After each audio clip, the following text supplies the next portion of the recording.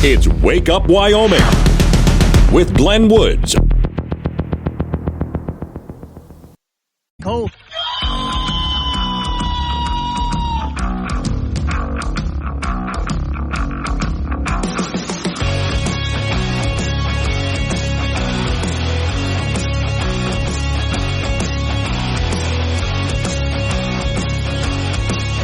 .06 the time. It's Wake Up Wyoming, and I can tell already Jim in Casper is in a hump day mood. Kind of like a Humpty Dumpty thing he gets into every single Wednesday. It is Wednesday. No names mentioned, but some people really confused their entire year, and we're only a couple of days into it here, by thinking yesterday was Monday.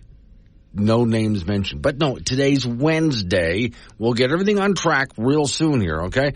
All right, loads to cover. You're not going to believe this day. Today's show is sponsored by Squid-flavored donuts, bringing the flavor of the ocean to your breakfast pastry. Oh, that just sounds delicious. Okay, so let's take a look at the first thing, that Harvard president resigned. I got a few things about that. But then it's not just that the Harvard president resigned. There was someone else who was convicted of voter fraud, but now that person is deputy mayor. Yeah, we just never seem to get rid of these people. Hang on, trigger warning. Warning, this show contains reference to guns, liberty, limited government, low taxation, the cult of climate change, free thinking, cigar smoking, short people, rubber chickens, Karen's bureaucracy, liberal buzzwords, tour runs, traffic, toilets, terrible jokes, and more. No apologies will be issued. Guest callers may express any opinion they want without fear of being canceled. Unless you're a loudmouth jerk like Dave, then Glenn will hang up on you. Strap in, hold on to your coffee, and feel free to participate. This disclaimer does not refer to every person named Dave, just one particular Dave from San Francisco. We know a lot of Daves. They call this show all the time, and they're great people. So don't call this program and complain that we use your name. That would be a real Dave move, Dave. Okay, let's see here. Miss Mary sent to me, are you sure it's Wednesday? Because it feels like Tuesday. Yeah, I'm sure it does. Okay, so it does. I tell you the good news here, Mary, I tell you what. You just continue believing it's Tuesday. That way, when Saturday gets here and you realize you're thinking it's Friday and you have one more day to work, but then you realize you don't have to go to work, it's going to feel really good. Just enjoy it. Well, fine, it's Tuesday. Fine, we'll go with that, Mary. That way you'll feel really good on Saturday. All right, so first story I have for you here. Headline, she was convicted of voter fraud, then appointed deputy mayor. What do we do have to get rid of these people? All right, well, the story says, watch what they do, not what they say. They will always tell you that it doesn't happen, and if it happens, it's wrong. You're wrong. But they do everything they can to make sure it's easy and difficult to find out what they did wrong. Gloria Torres is her name. She's the person who was convicted of voter fraud. Here's a website here.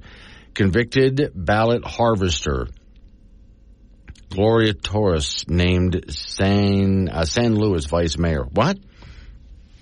Yeah, convicted ballot harvester Gloria Torres has been appointed as the new vice mayor of San Luis, Arizona. San Luis, what are you doing?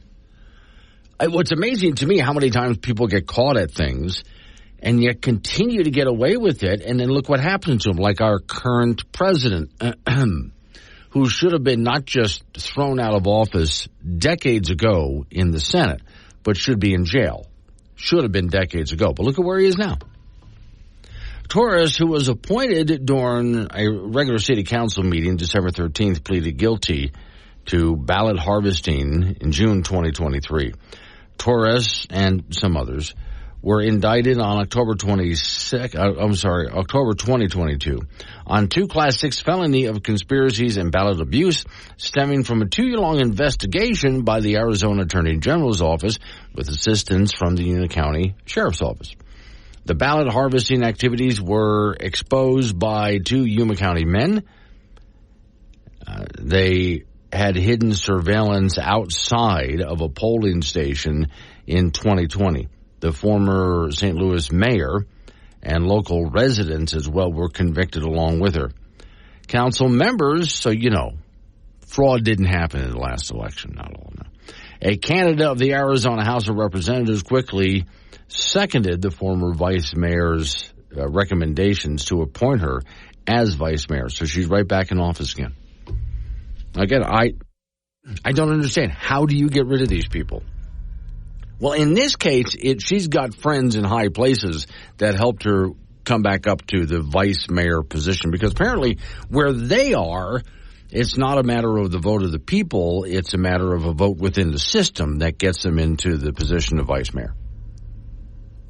But, a little bit of time in jail. And for those people who want to go after Trump, because, January 6th insurrection, this woman, as soon as it was found she was guilty of ballot harvesting and she admitted to it, she should never be allowed to hold office again. And yet here she is. Part of the problems we have to fix here in this country. Now, the next one up, the Harvard president, Claudia Gay, resigns amid deepening plagiarism scandals. Now, I like what the Babylon Bee did with her in a meme. In her letter of resignation, she wrote the Gettysburg Address. Yeah, it's a plagiarism joke. The Harvard president resigned on Tuesday following anti-Semitism scandals and, of course, scandals about plagiarism, things like that. Now, I got a call from a friend of mine yesterday who's an MIT grad, and he pointed out that this woman, through her career, had to work her way up through. She didn't just become president of Harvard University. She had to work her way up. And every time she stepped up further up the ladder, there was a review. So it's not like after all these years and all these step-ups that people didn't know.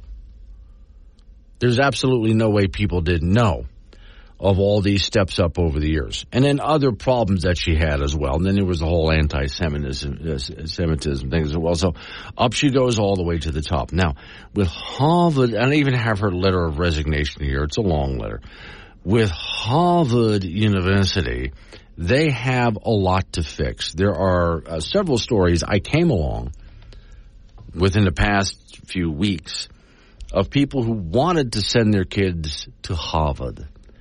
But now they're looking at it and going, no, it's not the great university it once was. Now, I'm not saying I figured out anything unique, but you've heard me talk about that on the air for several years, that it used to be one of the greatest universities on the planet. But now look at what they're doing here.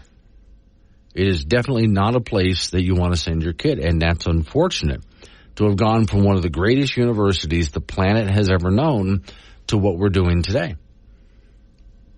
Now, the reason I started with that ex-mayor who's not vice mayor, and now I go to Harvard University, I guarantee you this woman, Claudia Gay, who was just resigned as the Harvard president, where do you think she's going to wind up next? Land on her feet, maybe? Oh, of course, she's got friends in high places.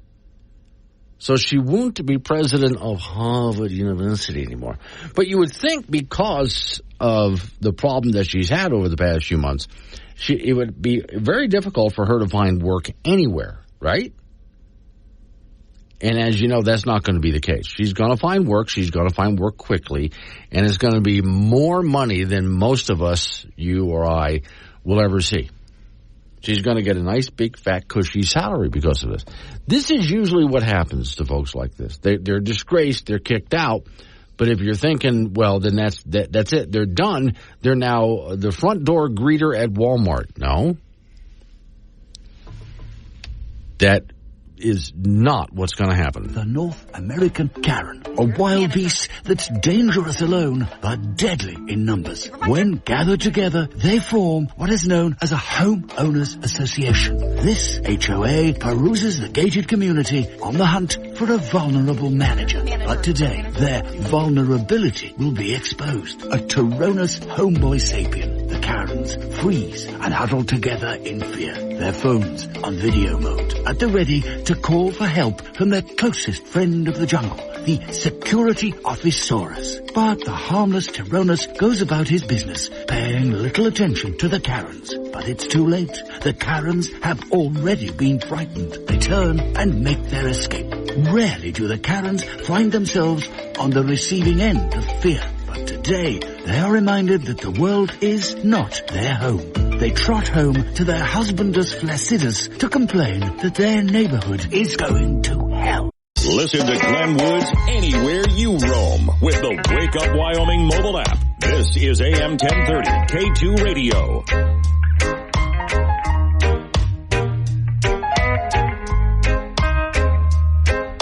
6:23 is the time for Wake Up Wyoming. Okay, some people texted me in on the Wake Up Wyoming app about what's going to happen to the president of Harvard University. Because, of course, folks in these positions, okay, she's no longer president, but does that mean she's done? Well, obviously not. I mean, if you or I were to lose a job, it's hard times for a while, and it's going to take a bit to work our way back to where we were before. You know what it's like. We've all hit hard times now and then. Okay, so here's Doug in Cheyenne. Gay, the former Harvard president, was demoted to a faculty position with a salary of $800,000 a year from what I heard. Hope she can make ends meet with that salary. Now, I hadn't heard that, but I wouldn't doubt that. Wild Bill in Laramie, Harvard president will go to work for Biden. Possible. But here's the one I think Jim and Casper really has it. She'll be on The View. Yeah, very possible. Now, look, you fire someone for something like this, and where do they go? Well, they're connected with the right people. That's why I pointed out that former mayor of in Arizona, convicted of ballot harvesting, and now she's vice mayor a couple of years later. But she's not going anywhere. She's being taken care of. She has friends in high places. So that's what happens. I want to know what happened. Do you remember Anthony Weiner? Always loved that name. But, all what he got in trouble for. So where is he today? He's probably very successful today. I might just look up to see. Because there was a documentary about him and his whole downfall, which was really embarrassingly disgusting. I mean, he is a disgusting human being. But, of course, he'll be just fine. Don't worry about it. Okay, so in the meantime, now this story to me is related. From Not the Bee. So it's Babylon Bee, but in this case, they're reporting stories that if you read this, you wouldn't believe it was true, but it is. The full rundown of unusually timed trades that would be on the stock market that members of Congress made in 2023. Just released a full report of politicians trading in 2023 in the stock market. Like every year since 2020, U.S. politicians beat the market. And many in Congress made unusually timed trades. And, of course, I'm looking at graphs here, which is hard to give you the visual of that, but here's the idea. So you're celebrating, let's say, a 4% raise against 7% inflation, right? That's what we in America are doing right now. But outgoing Representative Brian Higgins, Democrat in New York, had a 239% year-to-date return on his investments. Imagine doing that well. A 239% year-to-date return on investments. For those of you who are investing in the stock market, wouldn't you love to see a return like that? 239%. Mark Green, Republican, Tennessee. Gary Graves, Republican, Louisiana. And David Routzer, Republican, North Carolina, all had over 100%. So it spans both political parties, because we're not talking parties here, we're talking establishment. If you're wondering there's a bar on your measurement of how the market is doing in general, and it shows the exchange amount. And again, I just have to be very careful about how I explain this to you, because there's a lot of visual graphs here. But now, here's another story I found. Same idea. Same topic. Congressional Democrats' stock returns beat the S&P by 507 points in 2023. A report of the unusual whales is found on Tuesday, raising concerns about members of Congress, how they trade stocks and beat information that's available to the public.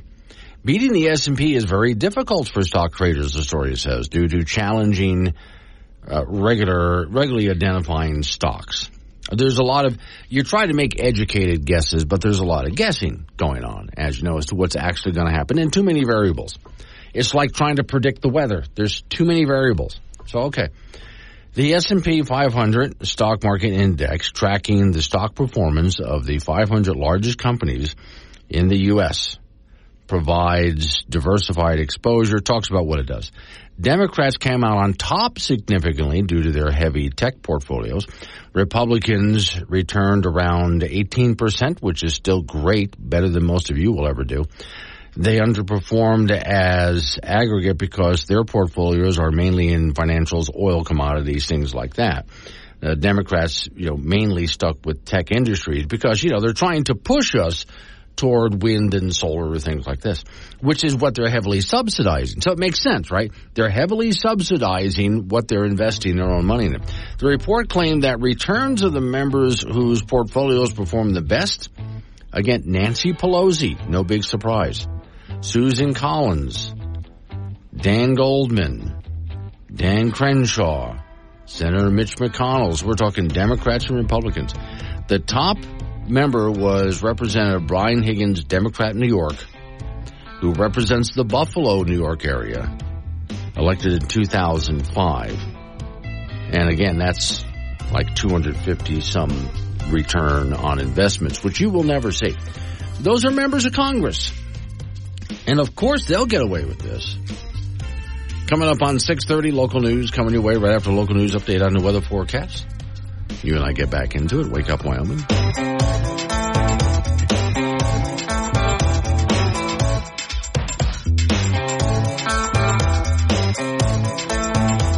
Download the Wake Up Wyoming mobile app. Listen anywhere and chat live with Glenn during the show on AM 1030 K2 Radio.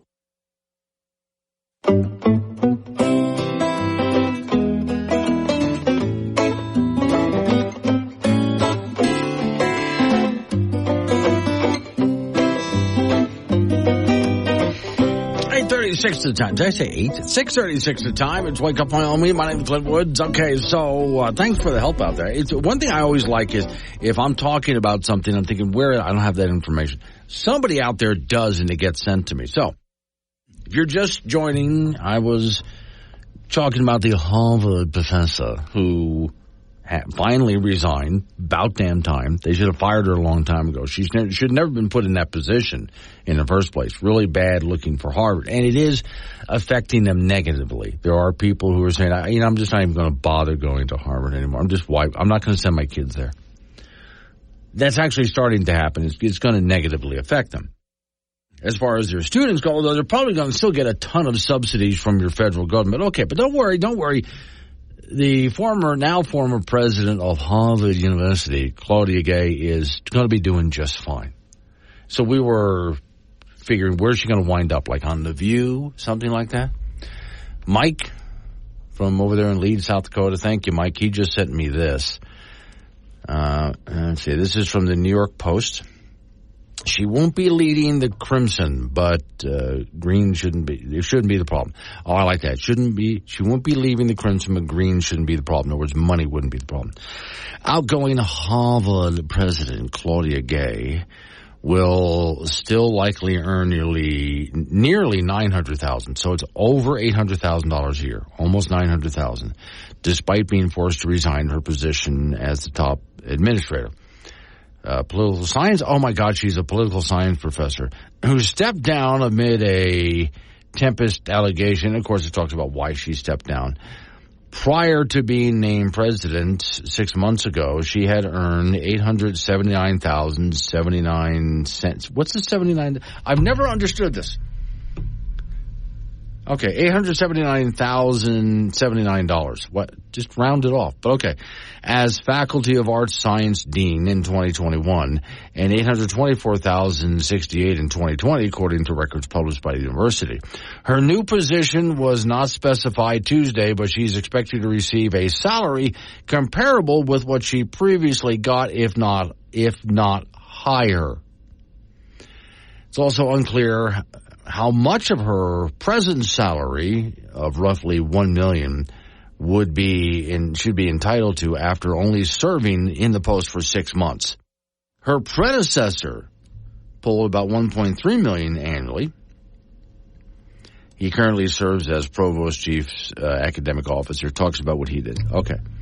So there, she's already landed on her feet. She's apparently, according to that, still going to be working for the university and could potentially end up earning more money than when she was president. So, oh gosh, we really taught her a lesson, didn't we?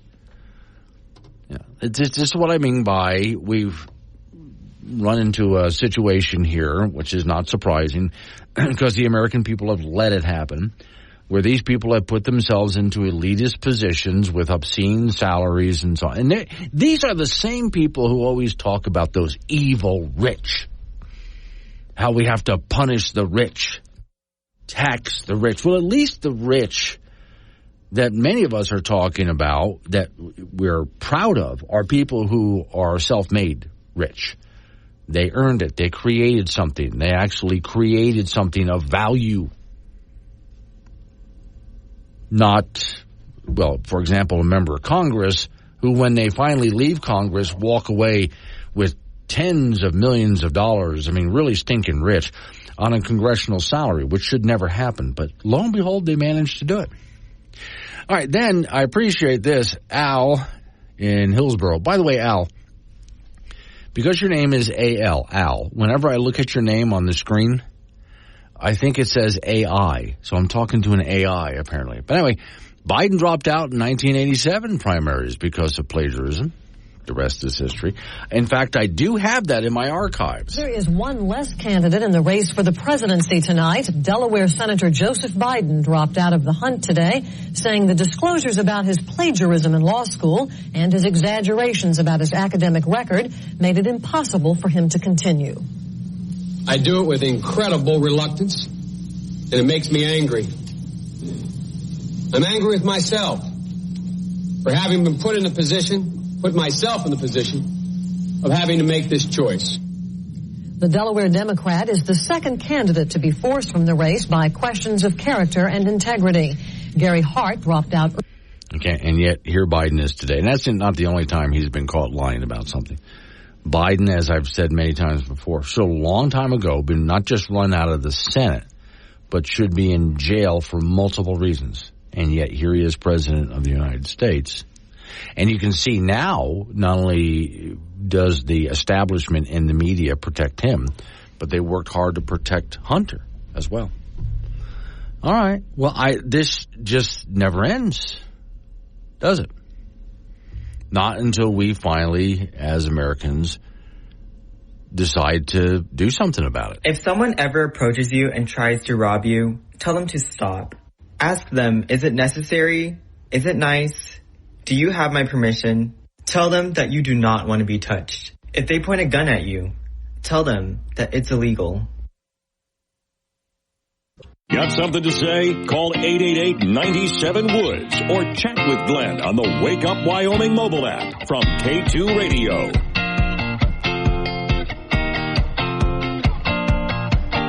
6:48 is the time. It's Wake Up Wyoming. Off to the icebox we go. Frank Gambino waiting by.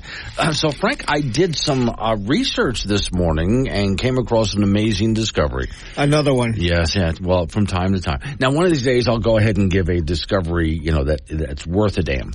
But this one is... This one is, well, yeah. Okay, so if you were to think of an area on the planet where you are most apt to be attacked by a shark, where would you think? Australia. Yeah, that's very true, yeah. Now, there was a time that was Wyoming. Australia was? Yeah, no. Attack. Yeah, by a shark. There was a time that was Wyoming. Now, if you picked up a shark's tooth, let's say you're walking through the prairie somewhere and you look down, oh my God, a shark's tooth. That could actually happen. People do that. Mm-hmm. Don't worry about looking at the grasslands and expecting to see a fin coming through. That's not going to happen anymore. This could be millions of years ago. So what I'm pleased to report through my extensive research over numerous cups of coffee this morning, that the odds of being attacked by a shark in Wyoming have gone from the most likely place on the planet was Wyoming to now 0 in Wyoming. 0. Yeah, you are. That's a shame, really. Yeah, it really only took, millions of years to happen, okay, but we're here. Now, if Wyoming had an aquarium with all sorts of sea life, that changes everything. Yeah, then your odds would not be 0 because there's, if you're near the aquarium and things happen, you could fall in, whatever. Okay. If they had them in Yellowstone, I think there'd be a perfect, Yes. addition to the animals that are already there that could bite you. In fact, there's this website called Thrillist. They do all sorts of neat little studies. And they did state by state, odds of being attacked by a shark state by state. Now, where I grew up in Florida, actually pretty high. Well, of course. Yeah. I'm not going out there. No, but they did write Wyoming, 0 chance. Old Faithful does not contain sharks, but that would be kind of cool. Oh, just the sharks coming out of the geyser? Wouldn't that be? I still want to see prairie sharks, them cutting through the grass out there. I think it'd be great. Right. All righty then. Men's college basketball, the Wyoming Cowboys came up with a great ending in their game with San Jose State in Laramie last night. A Quail cut hit the buzzer-beating shot on a fadeaway jumper to give UW a 75-73 win over San Jose State. Cut went one-on-one in that deal and came through big time. He finished with 14 points. Cowboys were on the ropes in this game. They trailed by as many as 17. They shot a measly 29% from the floor in the first half and 53% in the second half. At the same time, San Jose State shot 51% from the field in the first half and a pedestrian 33% in the second half.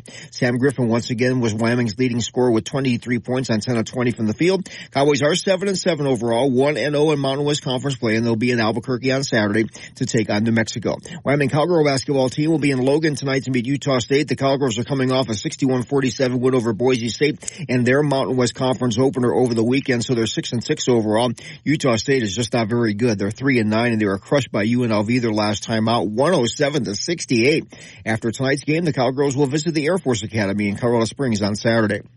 Junior college basketball, the Casper College men and women will be in Dawson, Montana on Friday. The men are 10-6. The women are 11-4. The LCCC men from Cheyenne sit at 10-6. They'll host the Air Force Prep on Tuesday. The LCCC women are 6-8, and they will be at Trinidad, Colorado on Monday. Here's a rundown of some of the former University of Wyoming guys, how they did in the National Football League over the weekend. Buffalo quarterback Josh Allen, 15 of 30 for 169 yards with 2 rushing touchdowns as the Bills kept their playoff hopes alive, beating New England 27-21. Cincinnati linebacker and Casper native Logan Wilson with 5 tackles in their loss to Kansas City 25-17. The Bengals are 8-8 and in serious danger of not making the playoffs. Las Vegas defensive back Marcus Epps with 3 tackles in their loss to Indianapolis. Denver Bronco defensive lineman Mike Purcell had 3 tackles in their 16-9 win over the LA Chargers.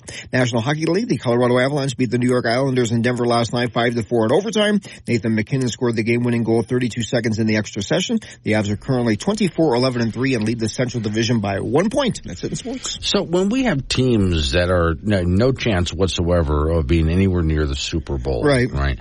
What are they doing about now? Well, you could probably tank if you had to. Yeah.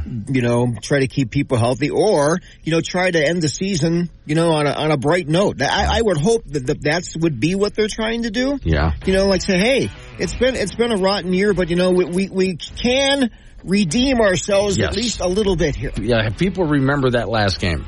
Yes. Unlike the Rockies.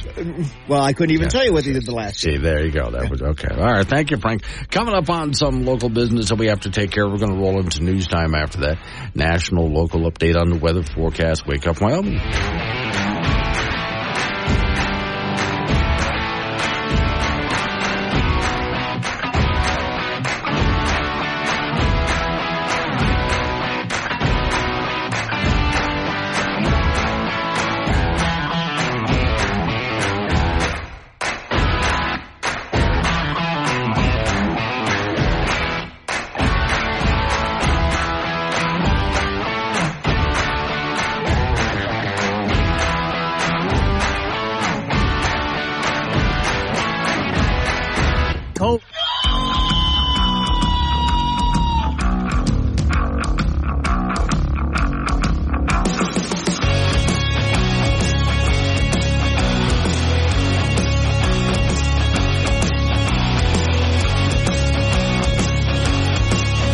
6 the time. It's Wake Up Wyoming. My name is Glenn Woods. Thanks for joining me. It is a Wednesday. I know.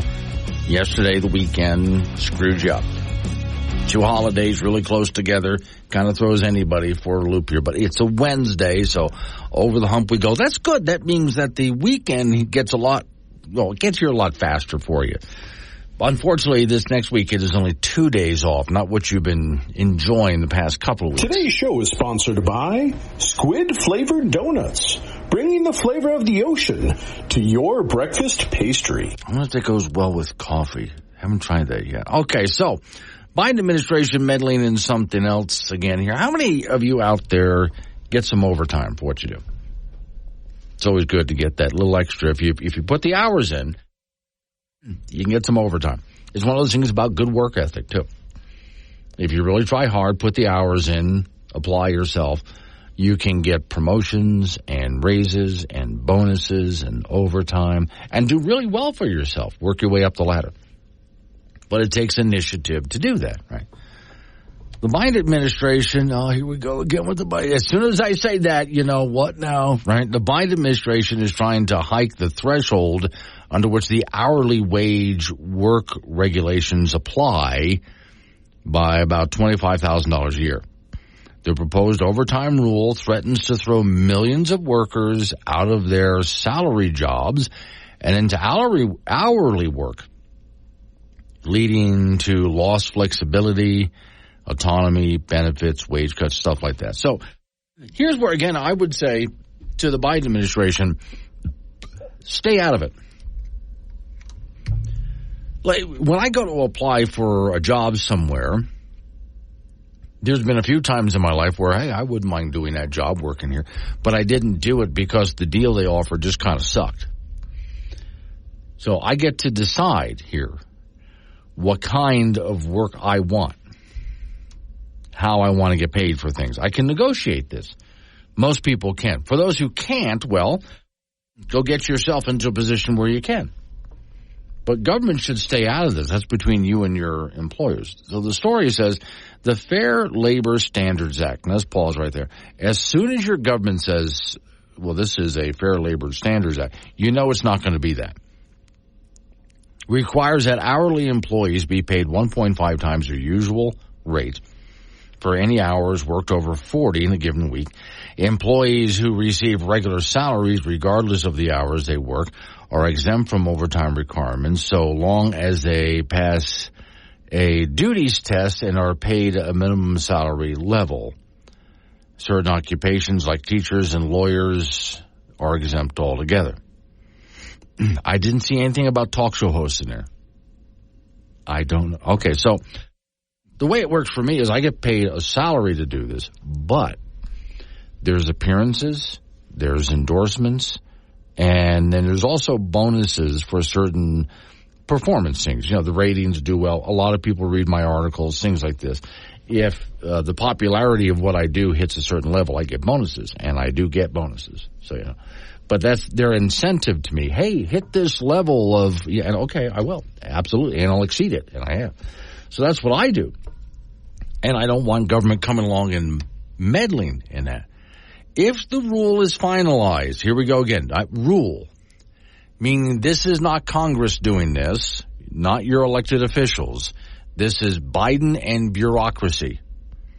If the rule is finalized, employers who have salaried employees earning between a current threshold of $684 per week, $35,568 per year, and a proposed threshold of $1,158 per week, or $60,209 per year, will have to decide whether they will convert them to hourly workers or a trade salary increase for benefit cuts, or eliminate jobs, according to the data for the Bureau of Labor Statistics.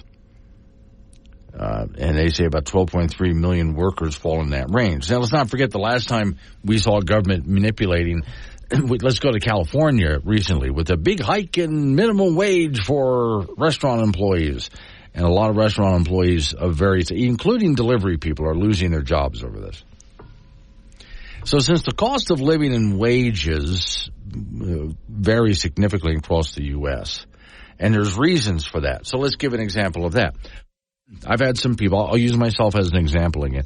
Well, Glenn, why aren't you in why aren't you like in Denver or someplace like that, like on KOA? Or I can go to markets like that. Been there. There's a problem, though. Yeah, they pay a lot more, but take a look at what it costs to live there. And then there's multiple taxes that Wyoming doesn't have, including state income taxes. So even though my salary is more, how much of that do I get to keep? Not as much. I actually do better in Wyoming, where I earn less, but I get to keep more of it because of the way not just the Wyoming tax structure is, but the way the Wyoming economy is. So it can vary a lot. I do remember one time hearing from a teacher who was living up in the New England states, and she was going to move down to Florida to teach. Oh, my God, people in Florida, teachers in Florida, oh, they earn much money. Well, they do by Florida standards when you have to adjust it for their economy, okay? So, again, Florida doesn't even have a state income tax. By the way, I don't usually tune around like this, but I was driving yesterday, and I tuned in just when Sean Hannity said, that's it, I'm done, I'm leaving New York, I'm moving to Florida. And my thought was, about time, Sean. Limbaugh did that a long time ago. I figure Hannity did not move to Florida because he does his television show and he has to be at the Fox News studios, which are in New York. I figure that's why he stayed, because he has to be there for the television show. But maybe not, because he's moving to Florida. So I don't know what the deal will be with the television show, but he's just done with living in New York, mainly because of all the taxes and the cost of living and so on. As much as he makes, they take so much of it. All right, so workers, the story says, in lower cost areas would face the greatest consequences of this Biden rule. For example, while fewer than 50% of workers in the District of Columbia or Massachusetts or Washington State have earnings below the proposed threshold, more than 70% of workers in Arkansas, Mississippi, South Dakota, West Virginia, Wyoming have earnings below the proposed threshold. Given the massive increase in the salary threshold and the fact that the proposal includes automatic future increases, employers will have to make changes to the workforce, including, if this rule is enacted, workers may lose their jobs. Employers may prevent the cost of living increase by eliminating jobs and automating jobs. A study of recent overtime rules change in the U.S. found that a 3-to-1 ratio of employment losses to income gains and increase in equity and inequality. Employers may reduce workers' benefits or salaries. So, okay, well, go ahead and meet your wage demands, Biden administration, but we're going to cut somewhere else. So the employer is still paying the same amount. Many workers could experience smaller, less consistent paychecks, a loss of flexibility and remote work options. Workers could be pushed to underground employment and lose workplace protections. There's a whole bunch of problems with it. But this is what happens. Chet and Yoder, all robots. AI or Al robot? Yeah. Okay, let me back up to what Chet's talking about. So Al is from Hillsboro. Al sends me a note on the Wake Up Wyoming app. And, of course, there's Al, A-L. But I always look at it and it looks like AI to me, so I think... So you're saying that Al is actually a robot? Could be. But many of these people that I'm talking about will be either replaced or find lower wages. They're not going to benefit from this. But this happens once again when a bunch of bureaucrats in Washington, D.C. write rules for businesses. And none of these people have ever run a business.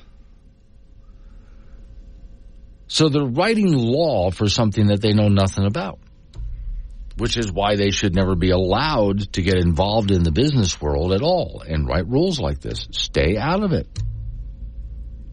Let's Wake Up Wyoming. In the last 11 years, 115 people died of weightlifting accidents in a gym. In that same 11 years, only one person died of eating a donut. Make good choices, people. The best talk show host in the state, within his price range. Tune in to Wake Up Wyoming with Glenn Woods, weekdays at 6.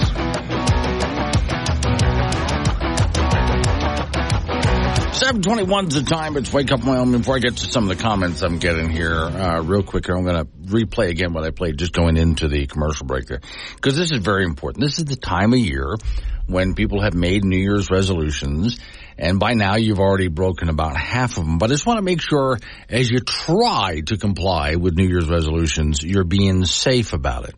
In the last 11 years, 115 people died of weightlifting accidents in a gym. Horrible. In that same 11 years, only one person died of eating a donut. Make good choices, people. See, okay, so I'm just making sure you're making good choices in 2014. All right, now, yes, I'm advocating more donuts. Apparently, it's safer, okay? Look, someone goes jogging, pulls something, they get shin splints, they get hit by a car, you know. Yet, if you're just sitting around eating donuts, what's going to happen to you? Well, for one thing, you got donuts. That's about it, so I think you're okay. All right, Mike in Casper. Morning, Mike. He said, I don't like government arbitrarily making rules. It's not a one-page law written by Congress. It doesn't count. Well, this is where years I've been complaining about, decades I've been complaining about this. So we have a fourth branch of government now. They're unelected. They're bureaucrats. And blame Congress. Now, some years ago here in Wyoming, I had a lady that was a representative in Wyoming House of Representatives, a very sweet lady. She's not with us anymore, but she came on the program because she was trying to fight to get something back. She had helped pass a law in Wyoming that would have just made food safe. Make sure Wyoming food is safe is basically what the law said. And then they gave the power to the bureaucracy here in Wyoming to write the rules to make that happen. And it got out of hand. We almost lost our farmers markets. For restaurants that like to grow a garden in the backyard and serve that as their salad, they wouldn't be able to do that anymore. Local stores, even grocery stores, that have local farm fresh stuff from right up the road wouldn't be able to do that anymore. And so I asked her on air, how did this happen? Well, we wrote this law and asked them to write the rules to make it happen, and that's how it is. So, well, you just gave them lawmaking authority. And then I explained to her my definition of a law. You won't find this in a dictionary. It's my definition of a law. If I have to do it or else, or if I'm caught doing it and I'm punished, it's a law. What you did was you gave lawmaking authority to bureaucrats. And, of course, it gets out of hand. Because all they do then is every day they show up to work and they sit down in their little cubicle, and their job is to dream up the next part of this law. And it just, of course, it gets out of hand real fast. Because that's all they're supposed to do day after day is write the next rule, write the next rule, write the next rule. Without end. What do you think is going to happen? It's going to get really stupid really fast. Also, many times, this happens in Washington, D.C., too. They hand over lawmaking authority to the bureaucrats. And in many cases, these are people who have no idea about the industry that they're writing about. Right now, whatever industry you're in, there's a bunch of bureaucrats in D.C. who have never done the job that you do. Ever. And yet their job is to sit there and write rules, which are laws, about your job. Every single day, they show up for work and they sit around dreaming up the next law about what you do. That's why government has so screwed our healthcare system. Yeah, they do talk to healthcare consultants and so on, but for the most part, it's a bunch of people who know nothing about healthcare, how it works, writing laws about healthcare. This is one of the reasons I say the best way to fix all of this is to not allow government to get so big and powerful. Keep them out of it. A few basic rules are good. Other than that, stay out of it. So no, government should not be sitting around trying to figure out what the minimum wage should be and what benefits should be and everything that they think should be fair. That's between you and your employer. Now, for those who missed the first hour this morning, I started off by talking about not just the president of Harvard University finally resigning, but members of Congress that walk out with so much money, and it's not possible for them to be able to make that much money on the stock market, but they do somehow. It's almost like they had inside information. So how are they able to do this? Well, who writes the rules? They do. So they can just make it not illegal for them to do things that are illegal for you to do. And they get away with it. And yet add that to the list of reasons as to why I say government shouldn't have that much power. We shouldn't allow government to do too much and have this much power. Now you see what happens. Not only do they meddle in your life and your business if you're a business owner, or even if you're not, and in your business, in your home, in how you raise your kids, in your schooling, in what vehicle you drive, in how you power your house. I mean, name it, government's getting involved in it when they're not supposed to be involved in most of any of these things. And it happens because we've allowed these people to just go roughshod when it comes to writing the rules. And the worst of it is when they gave the authority to the bureaucracy. You thought it was bad enough when Congress was out of control writing laws. Now the bureaucracy can, and all the bureaucracy does, again, guys show up, they have meetings, they have little committee meetings, but for the most part, they just show up and they sit in their little cubicles and they just write the next law. And there's very little oversight and very difficult to get rid of it, too. If we were to fix anything in this country, step one, take most of that power away from the bureaucracy. Bureaucracy should be enforcers of laws, not lawmakers. In fact, shut down and get rid of most of the power of government. And I don't care if you're liberal, conservative, whatever the case is.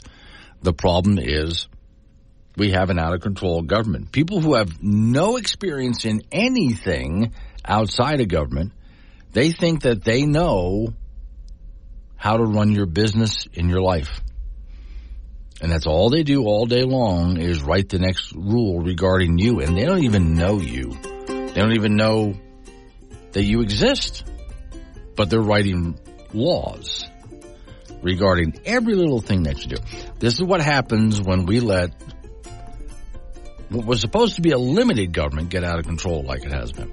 Coming up on 7:30, local news coming away right after local news update on the weather forecast. Then you and I get back into it again. 888-97 Woods, the phone number. That's 888-97-WOODS. Dawn Day's coming up 7:45. Couple more days of nice weather, then things really start to change. Not suddenly and brutally, but we're going to get eased into it. He's going to explain that live on air at 7:45. Wake Up Wyoming.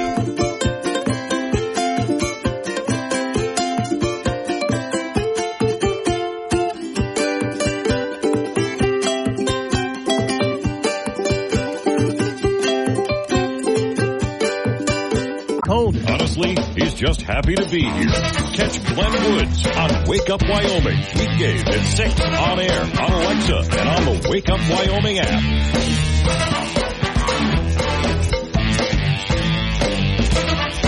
7:36 the time. It's Wake Up Wyoming. Okay, so we were talking about this earlier this morning, but now it's working its way up the food chain in news departments, and nothing really. We'll see what happens with the obsolete, irrelevant press.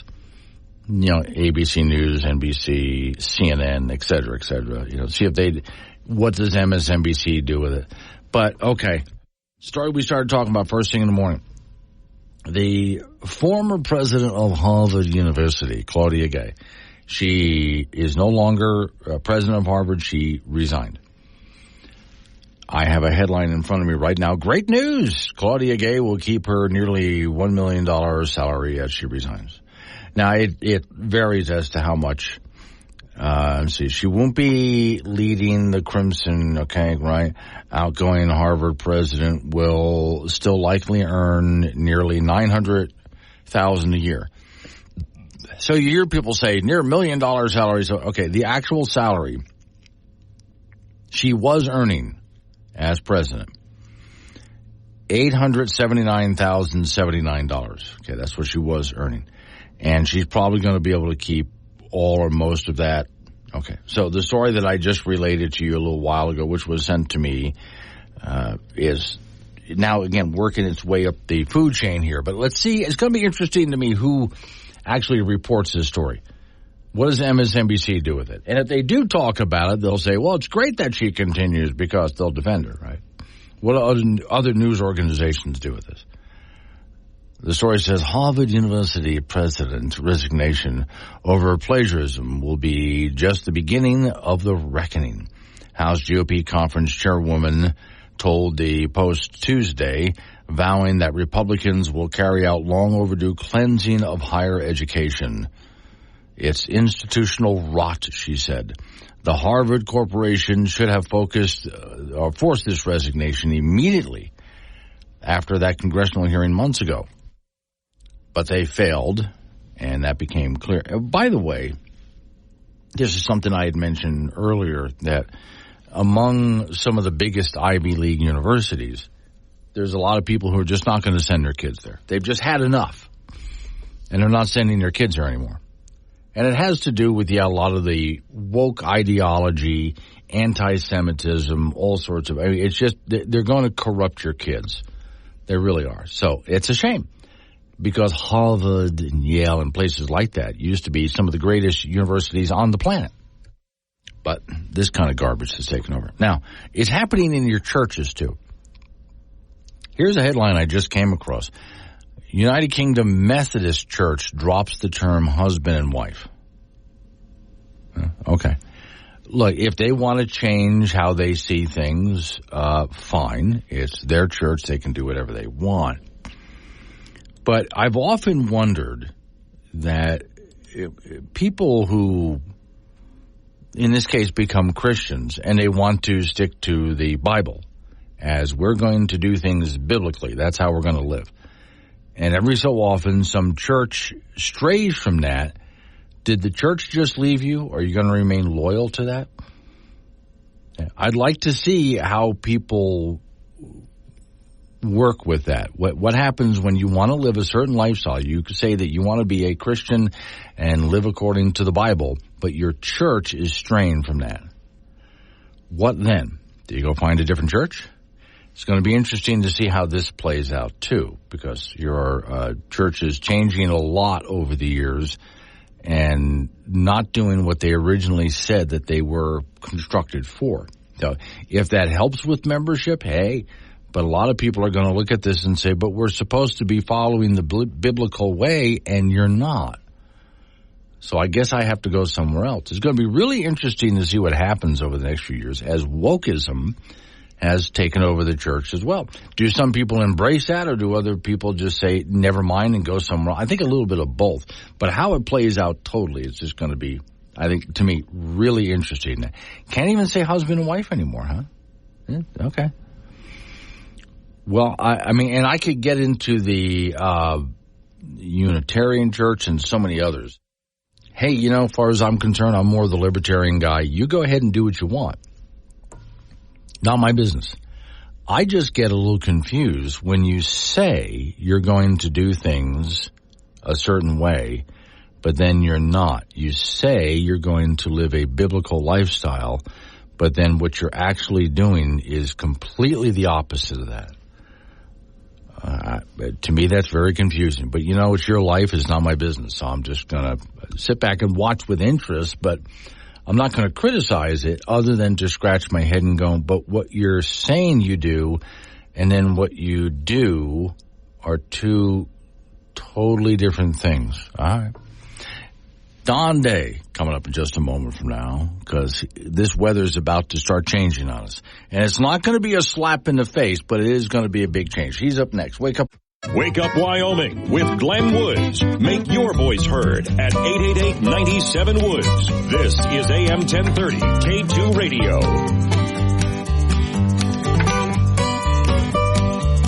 7:45 is the time. Wake Up Wyoming. Off we go to talk to Don Day from Day Weather. So, Don, typically around a certain time of year, we're walking along enjoying, maybe some nice fall temperatures. And all of a sudden, like we're sucker punched, slapped to the ground. And that was winter going, hey, here I am, whack. This time, no, it sounds like it's just easing in. It is. We're going to start to see the weather change tomorrow and Friday with finally a breakdown of this high pressure ridge that, my goodness, once we got past that storm that happened around Christmas and just after Christmas, we've had nothing. But we are going to see a couple of systems move in, one mainly getting southern and western Wyoming late tomorrow, Friday, into early Saturday, then a stronger front Sunday into Monday, then a stronger front mid to late next week. Now, these fronts aren't Pacific. They're Canadian. So this long stretch of mild, really nice weather is not going to last much longer. Okay. Now, when this comes in, it does, since it's not Pacific, that means it's not dragging a lot of snow with it. Not a lot, but some. So the best way to describe it is it going to snow? Yes. We do see snow chances starting with these first two systems going up, especially in the mountains that really need this snow. Just ask any skier or snowmobiler. But there will be some light snow on the plains, just enough to grease up roads and highways. But when you're dominated by Canadian or Arctic air, you just don't have a lot of water to work with. But what may end up happening over a period of time, starting this weekend into next week and the week after, is the frequency of these fronts will be enough that the snow will add up over time, but it's not your big dump type snow events that we see. But the cold could be really significant mid to late next week. Okay, so this tells me reach deep into the back of the closet, pull out the heavy stuff, and just get used to wearing it for a while. Yeah, we haven't had prolonged cold yet this winter, but this is it. This is what, and like you said, it's not going to happen all at once.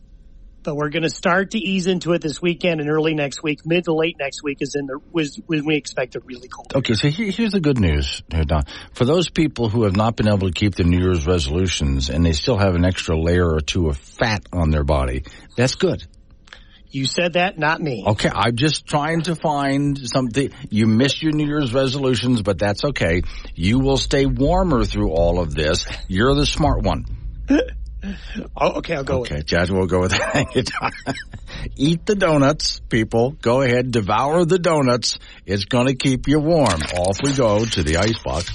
Frank Gambino is waiting by. You know what keeps you warm? Johnny Walker Black Scotch. Really? Okay. Yeah. I'll take Try that on the rocks. Yeah, that'll keep you warm. Well, you don't have any fat on your body, so what do you know about keeping warm? No, that's why you get Johnny Walker Black on the rocks. That's right. Okay. So I did spend this weekend, I went up Highway 20, and you might know there's some towns out there, let's say, like the town of Shawnee, the town of Lost Springs, and then there's Manville and Lusk, Wyoming. Okay, I was enjoying that, but then I started to realize something. Okay, the town of Shawnee is population 5.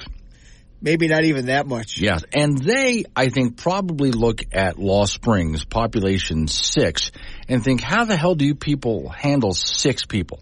Well, yeah. That's just one over the top. That's too much. Well, it's either they are not producing more, or they're losing more. Something like that. Now, comparing the two towns, because I pulled into both of them and took pictures and so on. Now, both towns have a public park, believe it or not. Both? Yes, but now the town of Shawnee has a little playground area for probably the one kid that lives there. Okay. Now, the town of Lost Springs has what they say. There's a sign, Lost Springs Town Park, picnic shelter and restrooms and playground. So they're like, that one extra person puts them over the top. Okay. So they're going to have to make the park bigger. It is bigger, yeah. Now, I don't know that anyone ever uses those picnic tables. And who the hell is going into the 2 toilets that they have there, his and hers, indoor, now, for the town of Shawnee, when that kid is on the playground and he has to use the facilities, home is like 10 yards away. Yeah, so you don't, they can get rid of that and put it by the side of the highway or something. Doesn't need that, yeah. But I was looking at the town of Lost Springs going, what do you need the cover for in the picnic table? Who's eating there? There might be some people like you that pull over and take pictures, and then they want to have lunch. Maybe they do. Okay. Now, the town of Lost Springs, because they have that extra person, they have a sign on the highway that says Lost Springs population 6. Shawnee doesn't have that. Oh, come on. They don't. Lost Springs put up on a billboard out in front of the town, "Hi, Lost Springs welcomes you." Shawnee, you just drive right by. You don't even know what's that group of buildings falling apart over there. Well, maybe they want it that way. So they may, yeah. Which is my point. I think Shawnee, population 5, looks at Lost Springs, population 6, and thinks, that's just too many damn people. It's the big city. I don't know how you deal with all of that traffic out there. Leave us alone. Men's college basketball, the Wyoming Cowboys came up with a great ending to their game last night with San Jose State in Laramie as a quail caught. Hit a fadeaway jumper at the buzzer to give UW a 75-73 win. Caught win one-on-one on that play, and came through big time. He finished with 14 points.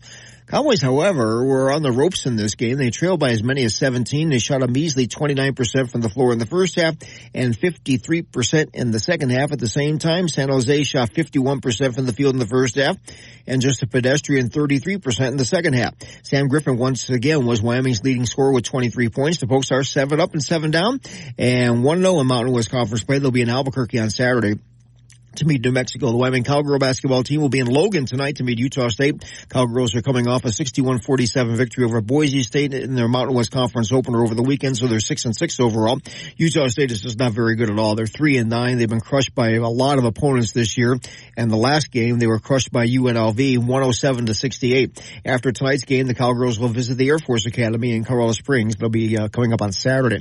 Junior college basketball, the Casper Collins men and women will be in Dawson, Montana on Friday. The men are 10-6 on the year. The women are 11-4. The LCCC men sit at 10-6 and will host the Air Force Prep on Tuesday. The LCCC women are 6-8. They will be at Trinidad, Colorado on Monday.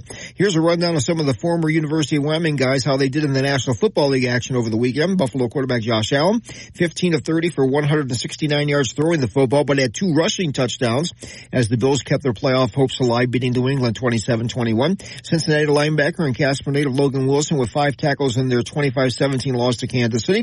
Bengals are 8-8 and are in serious danger of not making the playoffs. Las Vegas defensive back Marcus Epps had 3 tackles in their loss to Indianapolis. Denver Bronco defensive lineman Mike Purcell had 3 tackles in their 16-9 win over the Los Angeles Chargers. National Hockey League, the Colorado Avalanche beat the New York Islanders in Denver last night 5-4 in overtime. Nathan McKinnon scored the game-winning goal 32 seconds into the extra session. Avs are currently 24-11-3 and they lead the Central Division by 1 point. That's it in sports. So I just came across something on social media here. Yes. It's a picture of a very attractive woman in a modern kitchen for the 1970s. Wood paneling, very loud patterns, yes, and avocado green for the appliances. Wasn't that the only color I think they made them back in the 70s was green? Yes, I think so. Here's what I hate. You know, I'm in a partnership with a Cessna 172. Yeah. It's an airplane that was built in the 1970s. Is it green? Yes. I hate it, Frank. It's Is it lime green or grass green? It's a very loud pattern. First off, it's not a solid color. It's a pattern, and it's lime green from the 1970s. Is it camouflage? Well, I could wear something that matched it. No, don't. It's just horrible, Frank. What were we thinking back then? Paint the thing. God. Yeah. No, I'm talking like the seat covers and so on. Oh. Yeah, So I'm going to find something to cover them up. Nobody's watching. No. Everyone's looking out the window. Yeah, it's Wake Up Wyoming.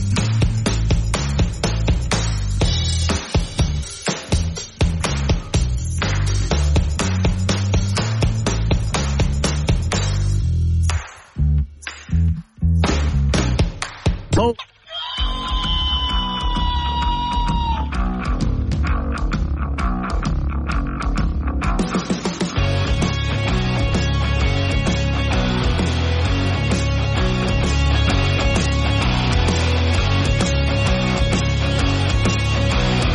8:06 the time. It's Wake Up Wyoming. My name is Glenn Woods. Thanks for joining me. It is a Wednesday. I know a lot of people were confused. Many people, not just one, not just Miss Mary, many people here at work thought that yesterday was Monday. Completely just screwed up everything. But okay, today's Wednesday. Now, if you want to keep thinking it's Tuesday, you're really going to be surprised, delightfully surprised when you show up for work Saturday and nobody's there. All right, we're going to get away from news for a while. Today's show is sponsored by Squid-Flavored Donuts, bringing the flavor of the ocean to your breakfast pastry. Instead, we're going to talk about an author that we have on the phone right now, a book signing, which is going to be Friday, December 24th in Casper, Wyoming. I think you're going to be, David, at Wind City Books, right? Hello, Glenn. Thanks for having me on your show. I'm a big fan. Happy New Year. Yeah, Happy New Year. So I did do a book signing at the Wind City Bookstore in Casper, and that's a great store for any local people there. The next one that's coming up will be in Cheyenne on January 6th from 12 to 4 at the new Barnes & Noble. Oh, so I'm excited about that opportunity. I have to get into Cheyenne to see what the new Barnes & Noble looks like. I saw some pictures of it, but I haven't been inside yet. It looks like a really nice store. Yeah, it is. It really is. Yeah. Okay, so let's talk about the new book that you have coming out here. What's the name of this? So the new book is called The Fertile Circle. Book one was dealing with the city of Cheyenne, which 1,000 years in the future I have as being a West Coast metropolis of about 500 million people. Mm-hmm. And the second book goes back to the Cheyenne region, where there's a large ring of fertile land around the city where a quarter of the food supply for the world is produced. And there's a single dad with 5 children who's trying to protect his farm and food business from bankruptcy and some cartels who want to control it. And it's been getting some good reviews. I'm really excited about it. I look forward to sharing it with people. Okay, so now you're going to be at the Barnes & Noble in Cheyenne, Wyoming. Now, again, let's give them not just the date, but the time that you're going to be there. Okay, it'll be from 12 to 4, January 6th. 12 to 4. Which is a Saturday. January 6th, which is a Saturday. So, a chance to go in and hear. You're going to be speaking there or just signing books? Just signing books. Okay. Where can people find some other works that you've put out? Do you have a website for everybody? Yeah, I do have a website. The website is davidabusauthor.webador.com. I'm also on Amazon. You can read about my bio on Amazon and purchase both of the books on Amazon and a couple of local bookstores. We mentioned Wind City Books in Casper and The Wanderer on Gilchrist in Wheatland. Both of those stores are awesome bookstores. I highly recommend going and roaming around and spending some time there. And then hopefully after January 6th, Barnes & Noble in Cheyenne will be carrying some books also. I haven't been into the one in Wheatland. That's a bookstore? Yes, sir. It's a real nice bookstore downtown. Great owners and staff, and a great place to visit. Okay, I'll have to go in and check them out. I'm in and out of Wheatland from time to time, but I haven't swung in and seen that they've had a bookstore in there, so I'll make sure to go ahead and do that. What's the best way to describe the kinds of books that you write? Is it one particular genre, or do you tend to branch out? I call these futuristic Christian thrillers. They're at least 1,000 years in the future. They're clean, they're action, there's a thread of romance, it's probably leaning more towards the sci-fi genre, with a Christian theme to it. Okay. So again, let's get them to the book signing. So you're going to be on the 6th, Cheyenne, Wyoming, at the Barnes & Noble at what time? From 12 to 4, and for those who aren't familiar, that new location is up by Lowe's and Kohl's, just north of the mall, and fairly easy to find. Yeah. And I look forward to seeing people there. Okay. Dave, thanks for coming on this morning. I appreciate it. Thank you so much, Glenn. Have a great day. All right. So 888-97 Woods, the phone number. That's 888-97-WOODS. Caution. Danger time. Warning. Wake Up Wyoming is about to enter daily open phones. This means that anyone will be allowed to call in and talk about anything. I mean, imagine if we actually allowed you on air to say anything you wanted. Scary, right? Well, we're just that brand of crazy. If you are offended by what other people think, then maybe you want to tune out right about now. Just saying. If you should choose to call, just remember, the more funny and interesting you are, the longer Glenn will keep you on the line. Obnoxious jerks will be hung up on. Dave. All right, strap in, and let's do this thing. 888-97 Woods, the phone number. That's 888-97-WOODS. You can talk about what I'm talking about, change the subject. As usual, I covered a whole lot of topics today. That's really typical for this program here, and a whole lot more, including a prediction that was made before, long time ago, that miserably failed, and they're trying to do it again. If we had some global warming, it wouldn't be 20 below. It wouldn't be 20 below. If we had some global warming, I wouldn't be shoveling snow. I wouldn't be shoveling that blasted snow. If we had some global warming, if we had some global warming, I wouldn't have to drive this giant truck. Maybe I could drive a little commuter car. If we had some global warming, let's set the flamingo free. And when they sing Set the Flamingo Free, if you're watching the music video they put up some years ago for that song, there's a flamingo, a pink flamingo, plastic, frozen into the snow and ice out there. Now, I wrote this, I played that because New York Times wrote, the New York Times once again is predicting the end of snow due to global warming. Now, they've already done this. This long time ago was predicted. First off, by a UK news source, New York Times picked it up. So here's the 2024 headline, and they show somebody standing basically in what looks like a desert area, and they're holding a snowboard, and they look really depressed because there's nothing but sand below them. And the headline reads, "The End of Snow." Now, flashback 2014, the New York Times predicted the end of snow.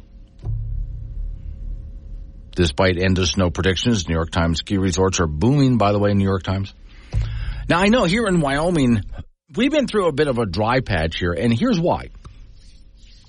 All around us, winter weather has been doing just fine. There's been a lot of rain, a lot of snow. In fact, even those folks over in Nebraska and South Dakota got a whole big blizzard just a few days ago. In fact, even here in Wyoming, I was just over in Lusk. This back week, I had breakfast in Lusk. They got piled, they got buried. I know that you and Douglas got some of that. And as I head through like Manville, and over to Lusk, you continue eastward, and that's one of the several fingers that got. I think Torrington, you got some of that too, didn't you? But not everybody did. Other places, we got a powdering at best. That's because there was a high-pressure system sitting over top of us, and it sat here for a while. It was just kind of stuck. And that high-pressure system kept a lot of winter out of where we are here in some of the western states.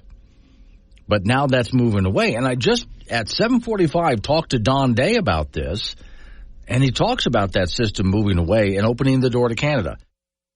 Now, because Canadian weather is coming down, Canadian cold, so temperatures are about to drop over the next, as we get through this weekend. Temperatures are going to drop considerably. But because it's coming straight down from Canada, that doesn't bring a lot of wet with it. Will it bring some snow? Sure. But not a whole bunch of snow with it. But we're still going to get just one system after the next and one light little snowstorm after the next.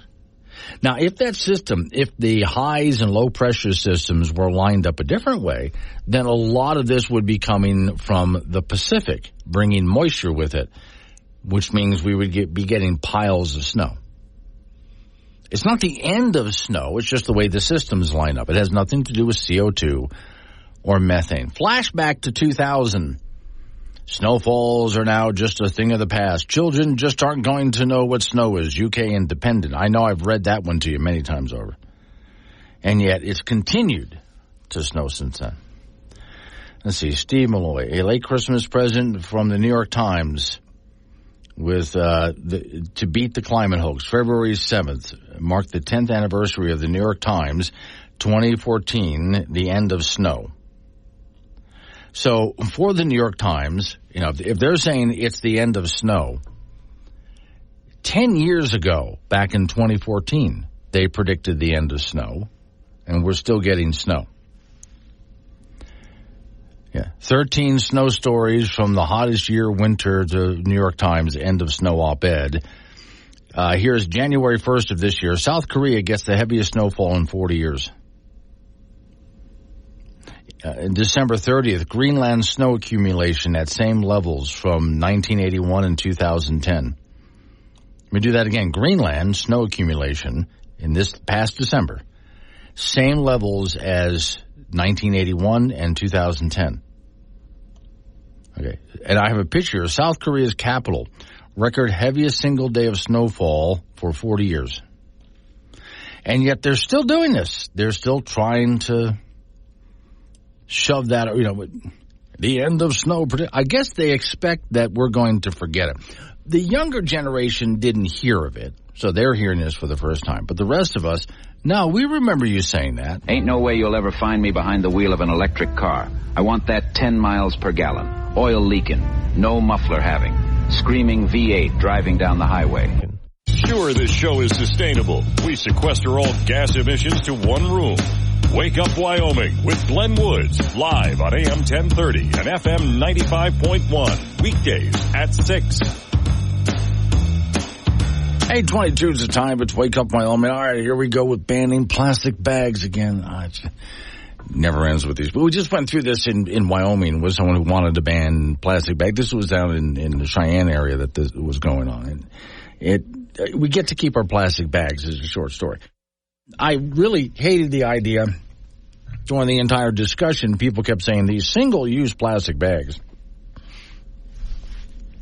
We talked about this on here. I collect them and use them again and again for all sorts of different things. Here's the latest. Environmentalists, and I hate calling them environmentalists because they're really not, but all right, have convinced government leaders to impose all sorts of regulations and bans over the years in an effort to reduce pollution and protect the environment. Unfortunately, a lot of what they do is misguided, but all right. Some of these efforts have been more effective than others, the story says, while some simply are nonsensical. Among the more widespread efforts showing up in many states around the country has been the push to do away with disposable plastic shopping bags in favor of paper, reusable, or cloth bags. Well, now, these are the same people who fought to get rid of paper bags and still are. And the cloth bags have their problems, too.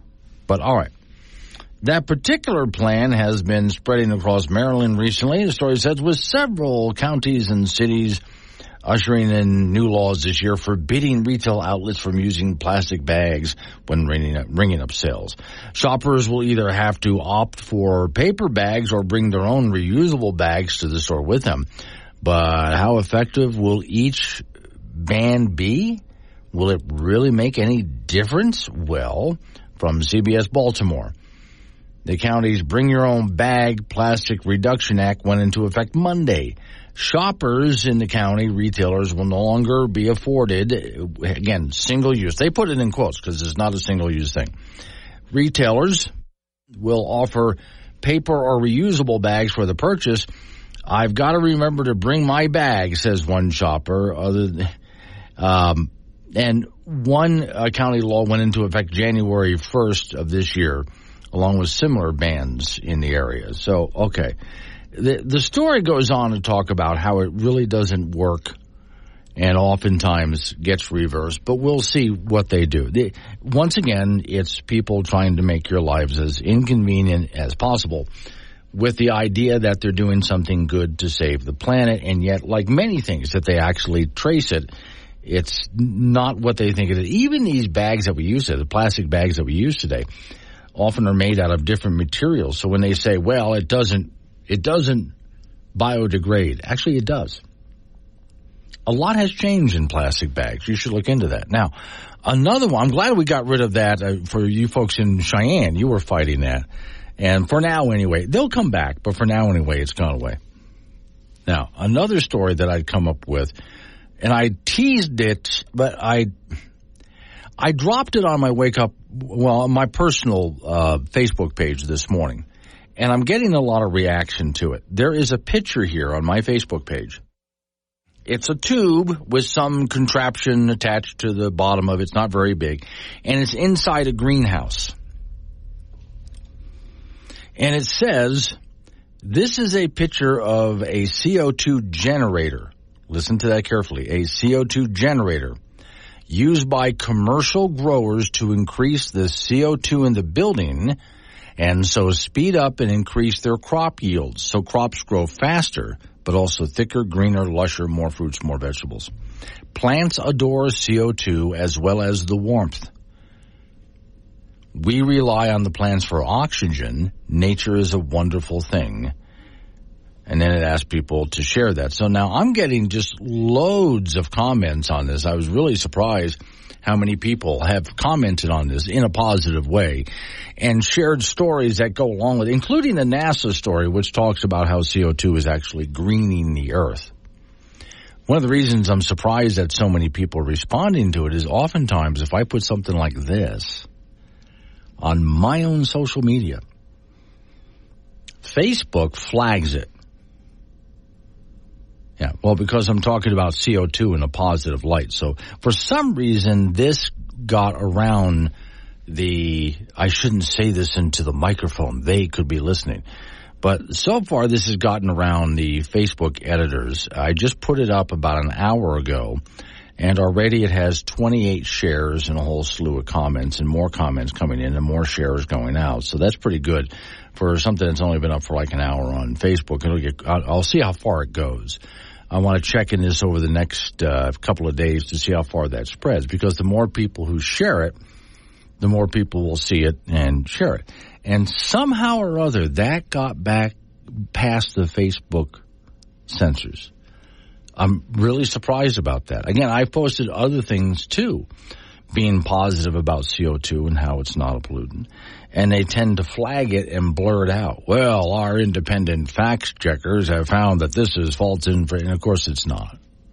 But okay, glad that one got around. And by the way, if you decide to put up a greenhouse in your backyard, you can go ahead and purchase online a CO2 emitter to pump more CO2 into your greenhouse to have your plants grow not just faster, but thicker, greener, lusher, with more fruits and vegetables. It's worth looking into, especially if you're trying to grow in Wyoming, which can be tough to do. It's a good idea to have a greenhouse in a state like this. All right, coming up on some local news.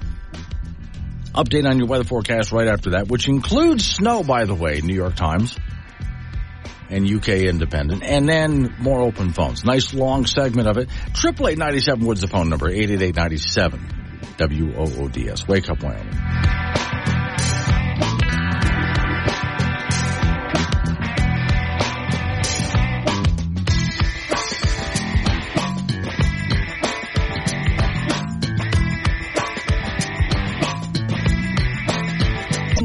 Glenn Woods. He talks to you, not at you. Be part of the show at 888-97-WOODS. This is Wake Up Wyoming on K2 Radio.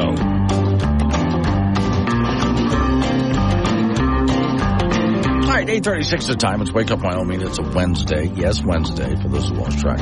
Finding a lot of people did because of where New Year's landed on Monday.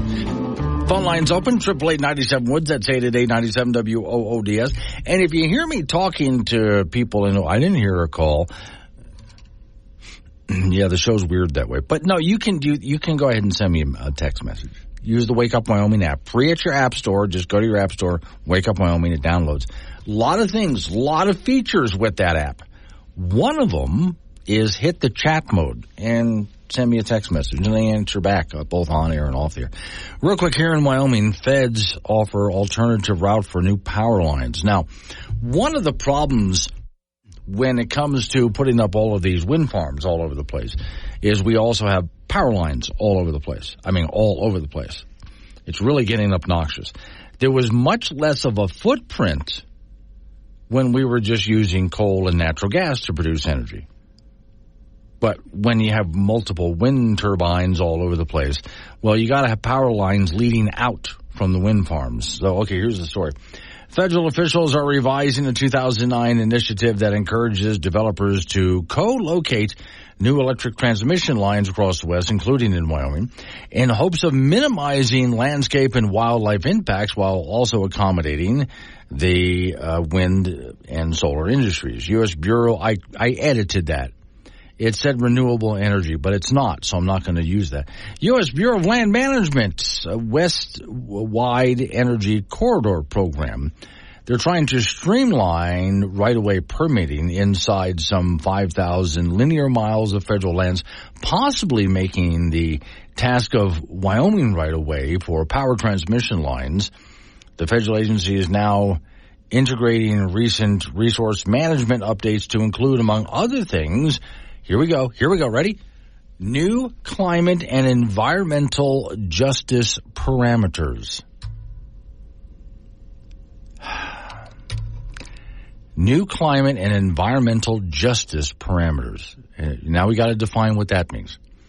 The agency has also identified several areas in the West where they'll consider tweaking routes, including one in Wyoming. The BLM is, they're looking for an alternate route. 68-mile section of the 438-mile priority corridor is already established in the state. It stretches from Wamsutter south to Colorado, along a path that's several miles west of the BLM existing priority transmission corridor in the region. So the proposed climate corridor is, 138, 134 Wamsutter. Oh, it gives the address here. Okay. This is a quote, the regional review concluded that the recently authorized Trans-West Express Transmission Project right-of-way route is a preferable pathway for future potential energy development. So I understand as they do this, they have to, and the story goes on. This is quite a long story here from Wildfile. So if you want to go ahead and take a look at it, there's a lot of really good detail in it. But here, once again, as they try to do this, as they keep putting up more and more wind and they want to get solar farms in there as well, we end up with transmission lines all over the place, and it's just between the wind farms and then soon a lot of solar farms and all the transmission lines, what used to be beautiful open landscape. Especially when it comes to the nature we love to see roaming wild and free is getting really cluttered. All right, 888-97 Woods, the phone number, 888-97-WOODS. Changing topic here. One of my all-time favorite broadcast heroes, and I have one of his books in the studio here, is John Stossel. I'm just going to play you a little bit of his latest video, because now he's just decided to go straight to YouTube, for everything. And he's semi-retired anyway. He's got plenty of money. And so as he's introducing this one, that's what I'm going to play, just the introduction. The whole thing is like a 6-minute video, but it has to do with those people who are the makers and those people who are the takers in our world. And those people who are the takers seem to have, in their minds, put themselves in a position where they have the moral high ground. The world is filled with makers and takers. I present to you the Cybertruck. Makers create cool products like Teslas. Some makers get rich. Elon Musk is now the richest person in the world. The takers are often politicians. We must substantially increase this tax. Politicians take other people's money and spend it the way they want. That's a lot of money. And I want to make sure it's there to hit on the climate crisis. Elizabeth Warren and Elon Musk may be the best examples of maker and taker. It is time for a wealth tax. She's one of the big takers. We're going to hold the big guys accountable. The person whose wealth she most wants to take is Elon Musk. How much did Elon Musk pay that year? We actually saw his taxes that year. And the answer is he paid zero. Zero was true one year because Musk didn't realize income that year. But at the time Warren said that, Musk had to pay the government $12 billion, more tax than anyone's paid in history. Elon Musk is set to pay the single largest tax bill ever. Warren wanted Musk to give the government more than $12 billion? 3, 2, 1. Musk does things that government's unable to do. He invented the world's best rockets. NASA's given up building spaceships itself. Even the bureaucrats understand. Government workers can't do it. Now, there's a lot more to that video, and if you want to go ahead and find John Stossel on YouTube, you'll find videos like that on there. And that's something that did. Growing up in Florida, Kennedy Space Center is right there, right on the other coast from where I was going. I could see rockets going up from where I lived on the west coast of Florida all the time, and the space shuttle going up, things like that. Always very impressive. But now, it's true that NASA always did things by outsourcing them to private industries. But NASA got so bureaucratic, it couldn't. We were going to Russia to launch because of government bureaucracy. When someone does step out and do great things and achieve great things, and it's not just, Musk. There's so many other people out there, millionaires and billionaires out there, that got rich like that because they did great things. They provided us with things that we wanted or needed. And because they became masters of those industries, they became stinking rich because of it. Those are the people who are the achievers in our world and got rich because they did great things. Then there are the takers out there. They're still getting rich, but you're Elizabeth Warrens. And, of course, you're Bernie Sanders types. And you're Ocasio-Cortez types who are all still getting rich, but they're not getting rich because they actually created anything.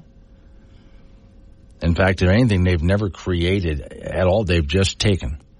They're filled with rhetoric, but they've never actually created anything that you or I or anybody else benefits from. Just, I think, worth noting the difference between the takers and the makers and who's more valuable to us. You have to stop trying to convince yourself that Wyoming isn't real. Wyoming is real. How else could you explain this emptiness? You can see for miles and miles. You can run, but you can't hide. It's so quiet here. Nobody to hear you if you scream. There's like nobody. It's really quiet here. Covering world-ending catastrophes for years to come. It's Wake Up Wyoming with Glenn Woods. Find content, chat live, and listen on demand on the Wake Up Wyoming mobile app. 8:48 is the time. It's Wake Up Wyoming. Off we go to the icebox. Frank Gambino is waiting by. So, Frank, and just what little I do listen to you when you're doing sports, because to me it sounds like the adults on the Charlie Brown cartoons. Yeah, except we're not like where where the teacher would talk and it would sound like they're scratching the That's all I hear when you're doing sports. But it does sound to me like you're switching sports in high school, that we're into all new sports now. Pretty much basketball for high school, wrestling, Nordic skiing, alpine skiing, boys swimming. Those Nordic skiers. Okay, so I did stop by. No, you're going to find this hard to believe. You're going to laugh, but I stopped by my gym. I didn't do anything, but I stopped by my gym anyway. So I can say I achieved my goal of going. I said I was going to go to the gym. You didn't say you were going to actually work out. No, I wasn't going to do anything. Are you crazy?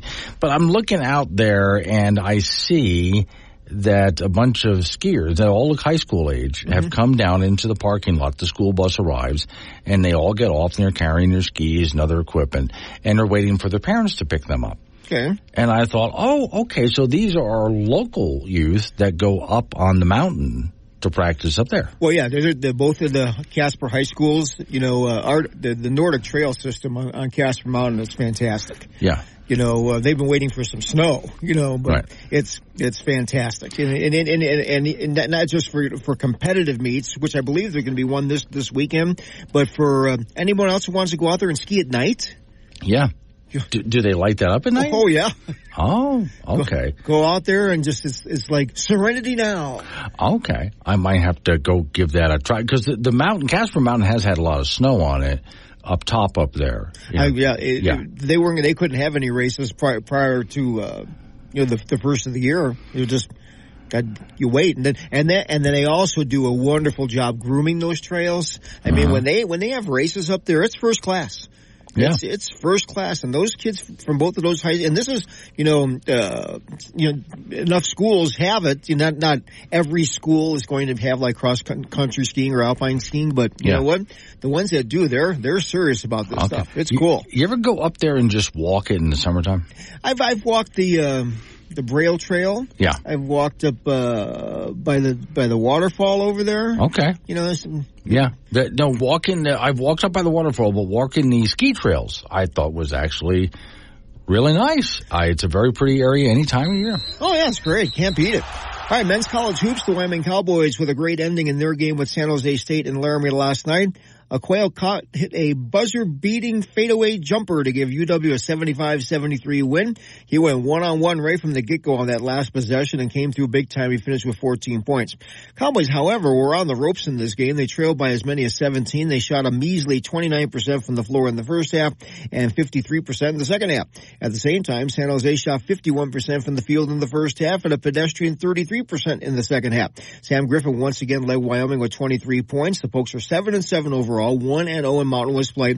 They'll be on the road at New Mexico coming up on Saturday. The Wyoming Cowgirl basketball team will be in Logan tonight to meet Utah State. Cowgirls are coming off a 61-47 victory over Boise State in their Mountain West Conference opener over the weekend. They're 6-6 overall. Utah State is not very good at all. They're 3-9, and they were crushed by UNLV their last time out, 107-68. After tonight's game, the Cowgirls will visit the Air Force Academy in Colorado Springs on Saturday. JUCO basketball, the Casper College men and women will be in Dawson, Montana on Friday. Men are 10-6 and the women are 11-4. The LCCC men out of Cheyenne sit at 10-6, and they will host the Air Force Prep on Tuesday. The LCCC women are 6-8. They'll be at Trinidad in Colorado coming up on Monday. Here's a rundown of some of the former University of Wyoming guys that did in the National Football League over the weekend. Buffalo quarterback Josh Allen, 15 of 30 for 169 yards, 2 rushing touchdowns as the Bills kept their playoff hopes alive, beating New England 27-21. Cincinnati linebacker and Casper native Logan Wilson had 5 tackles in their loss to Kansas City 25-17. The Bengals are 8-8 in danger of not making the playoffs. Las Vegas defensive back Marcus Epps had 3 tackles in their loss to Indianapolis. Denver Bronco defensive lineman Mike Purcell had 3 tackles in their 16-9 win over the LA Chargers. NHL, the Colorado Avalanche beat the New York Islanders in Denver last night 5-4 in overtime. Nathan McKinnon with a game-winning goal 32 seconds in to that extra session. The Avs are currently 24-11-3, and they lead the Central Division by a single point over Winnipeg, and that's it in sports. Let's go back to that first story. What kind of basketball shot was that? You know, he took this jumper. One guy was right in his face, and he just kind of, you kind of got to go backwards a little bit to give yourself some space. Oh, okay. So they call it a fade away. Oh, and okay. he hit it, and the bench erupted, and everyone in the crowd erupted, and that's it's kind of like, you know, that shining moment. Yeah, it is. Okay, that one shining moment. So he'll be bragging about this when he's in his 50s. Yeah. Forever, yeah. I feel bad for his family. No, it was a good shot. It's Wake Up Wyoming.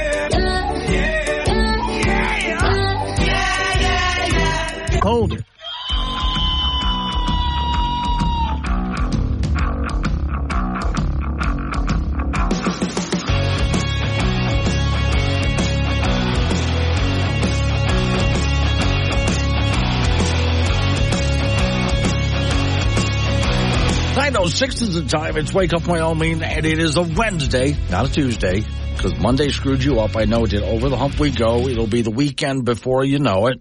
Today's show is sponsored by Squid-Flavored Donuts, bringing the flavor of the ocean to your breakfast pastry. So I have a lot to go through, but you can go ahead and interrupt me if you want to. 888-97-WOODS, the phone number. That's 888-97-WOODS. Talk about what I'm talking about. Change the subject. Fine by me. 3 stories I have lined up for you. Trigger warning.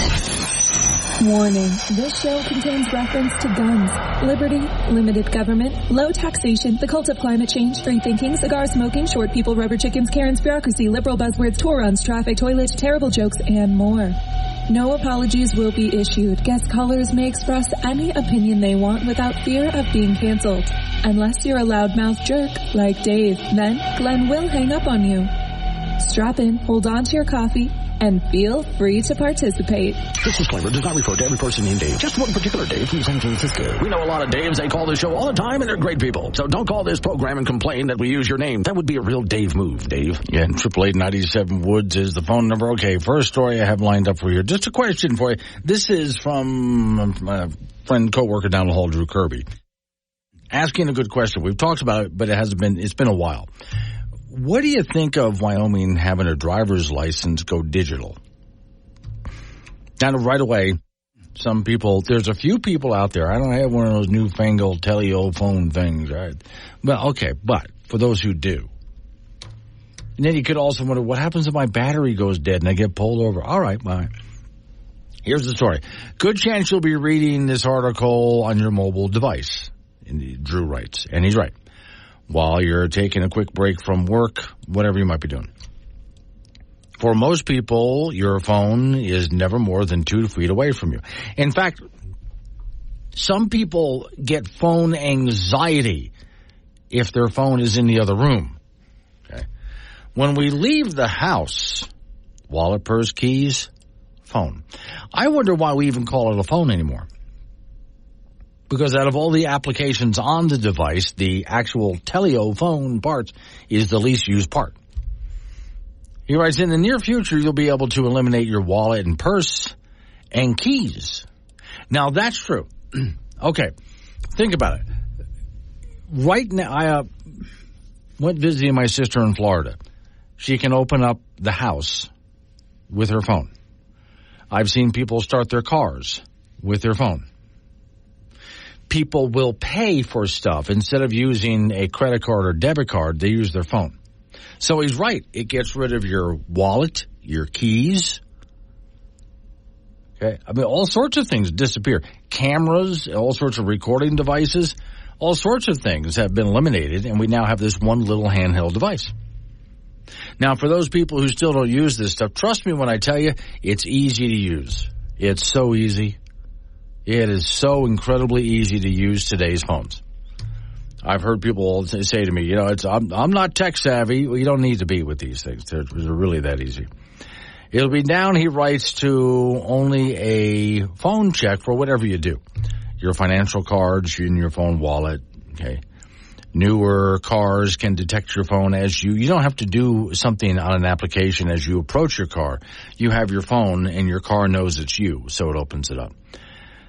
No more large bags, bulky wallets. Now, because the technology is here, doesn't mean you'll get digital ID as well. Now, if you're thinking about hackers and so on, it's a little more difficult today to get into phones. For instance, with me, my phone goes by facial recognition. So what you'll have to do is first knock me out, then lift my face up. Don't break my face when you knock me out because you're going to need my face. And then you sit my face up and then my phone identifies my face and opens up. There's also thumbprint identifications, not just numbers and symbols, right? 2020, Governor Mark Gordon signed a bill authorizing digital driver's licenses here in Wyoming. So when he signed the bill, it put the ball in motion to take the next step toward putting your driver's license on your phone if you so desire. At that point in time, it was said to be like 2 to 5 years for the digital license to become available. Well, if you look at the calendar, we're working on years 4. So within the next couple of years, the plan will be reality. ID Scan says it's going digital.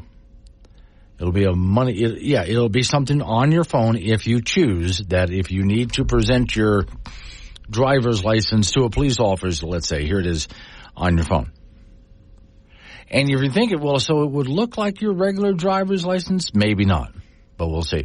Wyoming mobile driver's licenses are expected to generate an extra $640,000 a year for the government, assuming around 160,000 driver's licenses are created. They're guessing here. About 30% of the residents in Wyoming if they participate. The cost of a digital driver's license will be $10, with the physical license being $10 as well. So if you want both, there's $20 for you. Currently, there's only a handful of states with digital ID. There's up to 30 that are working on making it happen. Okay. So, no, I take a look at that, and I think I can just see it going that way. I understood that. Things are just going to get more digital. And I also wonder, think about back when, before the cell phone was what it was today. We still had cell phones, but it wasn't what we have today. Did you imagine what we're doing now? What do you think that's going to look like in another 10 or 20 years? Bet you wouldn't even recognize the cell phone. Chris and Casper here. I'm a cybersecurity analyst. Digital driver's licenses are usually terrible and end up being a big problem for governments who roll them out.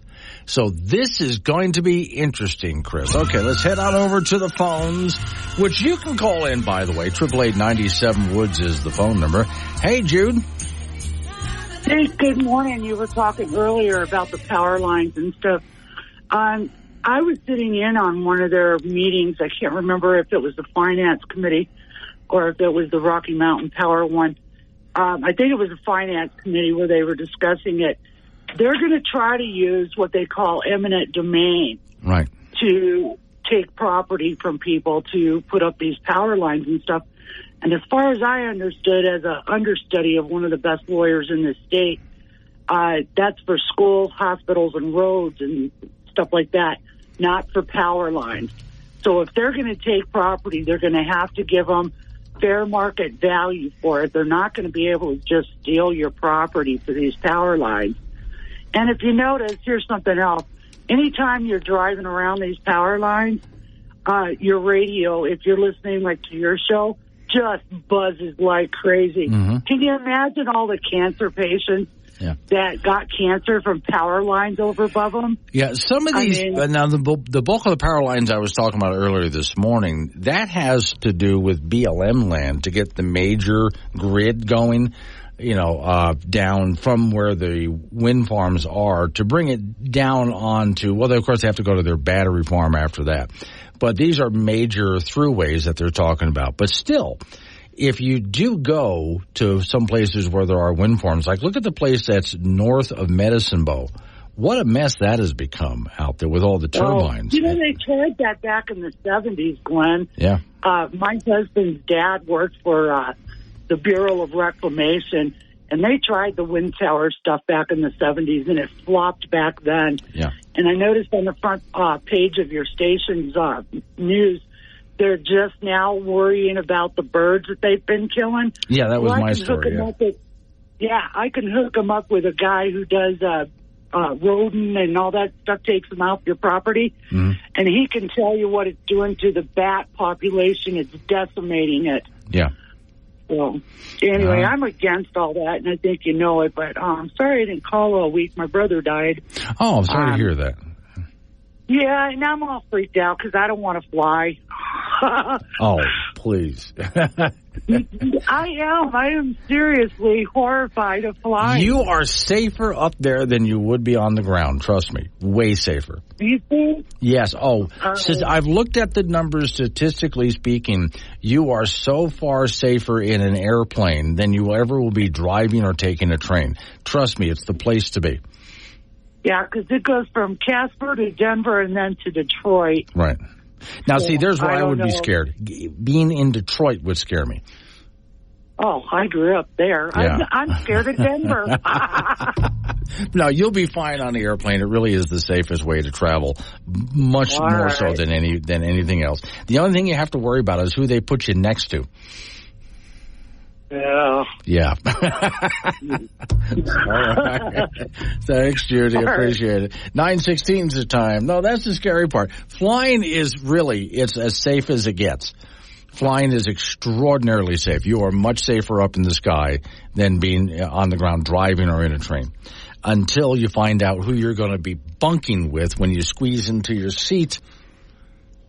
Yeah. That gets obnoxious. Wake up. Got something to say? Call 888-97-WOODS or chat with Glenn on the Wake Up Wyoming mobile app from K2 Radio. 9:22 is the time. It's Wake Up Wyoming. All right, like Judy did. 888-97-WOODS, the phone number, 888-97-WOODS. Quick update. I knew this was going to happen. I said this the moment the program started. So if you hadn't heard, the Harvard University president, Claudia Gay, has resigned. All right. Talked about that, went through that early. Don't worry about it. She'll be fine because she still works at Harvard, and she's still going to make well over $800,000 a year. So she'll be fine. Oh, they're not going to get rid of her. But I was waiting because at some point this was going to be blamed on racist conservatism. And yes, that's it. The story here says the left has to blame someone. Okay, they can't blame themselves. All right. Media Democrats have already arranged a narrative that it was conservatives who were out to get her, and they succeeded. That's the story. That's the narrative that's being pushed right now, which has nothing to do with why she lost her job. It had to do, first off, with anti-Semitism. and remarks she made at a hearing in front of Congress. It was that. Furthermore, it had to do with when you look into her past, you can see that, well, there's a history of plagiarism there. Other problems as well. That's why she lost her job. It's about time. It has nothing to do with, well, those conservatives didn't like a black woman being, that had nothing to do with it. Not a thing. But, of course, you knew they were going to bring that narrative out, so they had to. All right, so I'd seen pictures. Wait, hang on. I got to go ahead and talk to Greg in Laramie about Elon Musk. Morning, Greg. Hey, morning, Glenn. I'm almost in Michigan, just to get the theme going back to Michigan and Judy and aviation. Yep. I did want to talk a little bit about Elon Musk because there is some nuance there that he ended up with, the military said they were going to be out of making space planes and that's not necessarily true. So they didn't really want to let that kind of technology go into the public, I don't think. Right. Yeah. Which Elon Musk kind of took over the propulsion part. We didn't give up making space stuff. We make very high-tech space stuff. And I fault Elon Musk because so much of the money that he made was by charging government outrageous amounts of money. So, for all it did. Subsidies. But what he did do, though, that I have to give him credit for is NASA hated the idea of a reusable rocket system like Elon Musk has. Right? They didn't want to do that. And he didn't understand, why is it every time you go to space you have to build a whole new rocket? That doesn't make sense. And there's other things that he came across that just said, why aren't we doing this or that? And so people give him credit as being the inventor. No, he's just the guy who says, why aren't we doing that? And he hired a bunch of engineers and so on to invent it for him. So he's the guy with the money saying, let's do it. And I give him a lot of credit for that. What I don't give him credit for is, man, he made a lot of money off the taxpayers.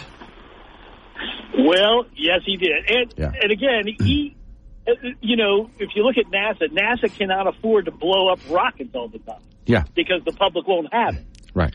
Which is something to be said for the public because they have no spine either. So yeah. It is an interesting thing. So you were in aviation and, the SR-71 Blackbird's engines are still classified. Yeah. So there's some, there are some things, stuff. Yeah, the DOD is a very... Well, it's not even just the rocket that Elon Musk has saved us a bunch of money on by reusing that same rocket over and over again, but also the capsules that he has, which are used again and again and again. Because with NASA, when they put a bunch of people or cargo in a capsule, it was a one-time use capsule. With Elon, they're going to use that thing until they can't use it anymore. Now, you do give NASA credit for the space shuttle, but even then, when you take a look at what it costs NASA to run the space shuttle as compared to what it costs Musk to run his capsules, he's saving us a ton of money. So I give him credit for that anyway. Also, he was doing all of this in California, but California basically ran him out with rules and regulations. So that's where he finally had enough of that. I give him credit for that. Screw you, California. And he went to Texas. Well, again, polluting Texas is the thing to do. Yes. In my opinion. Absolutely, so, yes. If Elon Musk wants to blast up Texas, go for it. Have at it. It's mostly desert anyway. Who cares? Yeah. It all blows east out to the Gulf of Mexico. That's right. Maybe he'll make it to Florida, but I don't think so. All right. Safe driving, my friend. All right. So let me get to the story that I had. Oh, I'm not going to be able to. Okay. I'll finish the story in the next segment. But here's basically what it is. So there's this wind farm, the Osceola, I think is how you pronounce it, wind farm. And this is in Southern California. And it was a big, speaking of desert area. They put up a lot of wind turbines. And they had problems with them. Some of the wind turbines collapsed and fell down. And also the wind in that area didn't blow as much as they were told it was going to blow. So they, most of the time, didn't produce much energy, if any at all, out there. Well, this wind farm, at a massive loss of money, is being dismantled. And they had a lot of turbines out there. I mean, last I looked, it was like 105 turbines. I think they exceeded that number. But anyway, I'll get to that story because it really is interesting what's happening with this wind farm that was supposed to be a wonder. All of these wind turbines way out there in the desert created all of this energy, and none of it worked. And the taxpayers lost a ton of money, and they're dismantling the whole thing. I'll tell you all about it. But first, local news, update on your weather forecast. You and I get back into it. 888-97 Woods, the phone number. Wake up, Wyoming. 'em.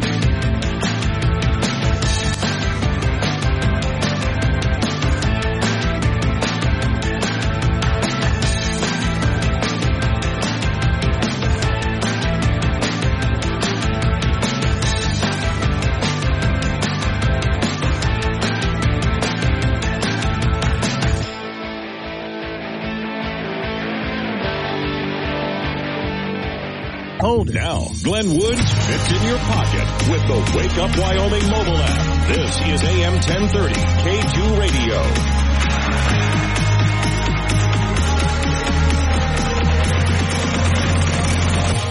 9:36 the time. Wake up, Wyoming. All right, here's the story that I was teasing before we got into that news and information break there. A federal agency shut down a wind energy facility, wind farm, Southern California, pending an investigation into a mid-September collapse of a 260-foot wind turbine tower. The collapse is the second such incident to occur at the Ocotillo, if I'm pronouncing that right, wind energy facility, western Imperial County in past few years. But local activists who want the wind farm permanently closed says the facility has been plagued with problems since 2012. U.S. Department of Interior's Bureau of Land Management September 20 suspended operations of the 265 turbine facility. September 16th, the collapse of turbine number 105. This is a lot, 265 wind turbines. Think about how many that is out there. The plant is comprised of, and it talks about the different kinds of turbines and towers and so on that are out there. San Diego Gas and Electric is the sole operator of the facility. And they never did. See, they promised they were going to produce a certain amount of energy per year out of this wind farm, which is something that's very typical whenever they go to put up something like this. We're going to put up this wind farm. We're going to put up this solar facility. And it can potentially create this much energy per year. And it never comes anywhere near that for various reasons. This one never did. Spokesperson said in an email that the actual power deliveries from the plant just don't match what they said capacity was. It never got anywhere near it. Quote, at this time, we do not know how long the facility will be offline. We're still gathering information. Operation of the facility is suspended by the BLM until they will issue a notice on what they want to do at the place. And again, a lot of locals are just saying, take it down. Local activists have proposed the project since its inception, including oil leaks. Yeah, for those who keep that oil in the ground, you know how much oil? A lot of oil is used for wind turbines, a lot. And there's leaks all over the place because when one of those things opens up and starts leaking, it's not a little bit. It's a lot. It goes streaming down the side of the tower and right onto the ground. It's huge. Let's see. One turbine threw a blade. Another one caught on fire. A photograph from November 21st, 2016 depicts another collapse. So there's several have a collapse there. Wind facility is located about 30 miles west of the town that it's named after. And it's on about 12,436 acres of BLM land. Well, I'm so glad that you guys decided to put this thing up. Now, a gentleman who lives nearby decided to go out. This is the audio you're going to hear of the video that he shot. Because the whole facility has been shut down. Massive wind farm. It's all shut down. So he goes out there with his video cam or his cell phone, one or the other. Here we are at Ocotillo Wind, the last day of 2023, about 10 o'clock in the morning. Absolutely no generation. Alcatel wind going out with a bang with 0 megawatts, not one turbine spinning. So it's Alcatel wind. So the camera, I actually got rid of all the gaps. I'm going to play that one more time, but he paused a lot, so I took the pauses out. That's why it sounds he did that a lot faster. He was panning through the video. Massive, massive wind farm facility covering over 12,500 acres out in the middle of a desert somewhere, and nothing is turning. Here we are at Alcatel wind, the last day of 2023, about 10 o'clock in the morning. Absolutely no generation. Alcatel wind going out with a bang with 0 megawatts, not one turbine spinning. Not one. And that can be quite typical for those of you who see wind farms run in this part of the country these days. How many times have you driven by and you look there's times you see quite a few of them turning, but there's other times you look around and none of them are, or most of them are not, There's times I've looked at big wind farms out in this area and I went, wait. They got about 100 wind turbines up there and I see 5 moving. That's happened as well. But this is supposed to be the reliable energy that we need. Now, I'll make sure to do it as we get into this winter, because I do it every single winter. We have some cold weather coming. As you heard, if you're listening to the forecast top, bottom of the hour, and my interview with Don Day, the cold weather is coming, and soon. You got the rest of this week to enjoy, then we get into it. And when we really get into Arctic temperatures, man, you're going to be using your heater, aren't you? Yeah. Always remember, as you're keeping nice and cozy and warm in your house, it's not because of wind and solar. That's not what's keeping you nice and warm and cozy. Yeah, it's natural gas. It's coal. That's what's doing it for you. And I'm going to remind you of that every single time we have a serious cold snap. Okay? Because I think I don't think you need to be reminded. But I do think that there's plenty of people out there who are nice and toasty in their homes who haven't been told yet what's really doing it. Things about Wyoming that would drive the rest of the world into a coma, Part 7. To this day, you can still legally hang somebody that steals your horse. The smallest town in Wyoming actually has a population of only 4 people. The name of the town is Lost Springs, and the mayor there actually runs a bar called Lost Bar, so you can visit it if you want to. Wyoming is the self-proclaimed jackalope capital of the world. Wyoming is home to the windiest road in America, and that is I-80 between Laramie and Rollin. Local and mobile across Wyoming and beyond with the Wake Up Wyoming mobile app. This is AM 1030 K2 Radio.